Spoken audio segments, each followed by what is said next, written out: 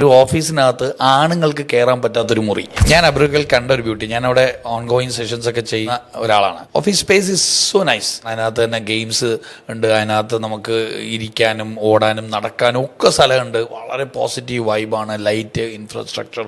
പക്ഷെ എന്നെ അട്രാക്ട് ചെയ്ത് അതൊന്നുമല്ല. ഒരു ഓഫീസിനകത്ത് ആണുങ്ങൾക്ക് കയറാൻ പറ്റാത്തൊരു മുറി. അത് സ്ത്രീകൾക്ക് പീരീഡ്സ് വരുമ്പോൾ ഇരുന്ന് വർക്ക് ചെയ്യാൻ പറ്റിയൊരു മുറിയാണ്. ബ്യൂട്ടിഫുൾ.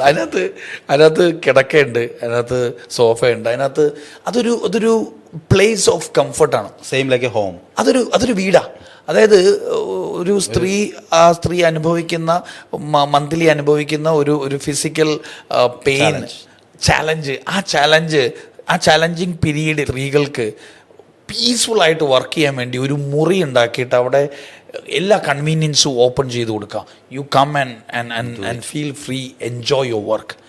അങ്ങനെ ഒരു മുറിക്കകത്ത് ഒരു സ്ത്രീ ഇരുന്ന് പണിയെടുക്കുമ്പോൾ കിട്ടുന്ന പ്രൊഡക്ടിവിറ്റിയും, പീരീഡ്സ് എന്ന് പറയുന്ന ആ പീരീഡിൽ ഓഫീസിൽ കൺജസ്റ്റഡ് ആയിട്ട് ഒരു മുറിയിലിരുന്ന് വർക്ക് ചെയ്യുമ്പോൾ കിട്ടുന്ന പ്രൊഡക്ടിവിറ്റിയും രണ്ടാണ്. ഒരു പറ്റം സ്ത്രീകൾ വർക്ക് ചെയ്യുന്ന ഒരു ഓർഗനൈസേഷനിൽ അവർക്ക് മാസത്തിൽ അവരിങ്ങനെ ഒരു ചാലഞ്ചിങ് ടൈമിലൂടെ പോകുമെന്നും അത് ഫിസിക്കൽ പെയിൻ ആണെന്നും ആ പെയിൻഫുൾ പീരീഡിൽ അവർക്ക് കംഫർട്ട് കൊടുക്കണം എന്നൊക്കെ ഉള്ളൊരു തോട്ടാണ് പിന്നീട് ഒരു ഇൻഫ്രാസ്ട്രക്ചറായി മാറുന്നതും. അവിടെ ഫർണിച്ചർ ആകുന്നു, അതൊരു മുറിയാകുന്നു, അതൊരു പോളിസി ആകുന്നു.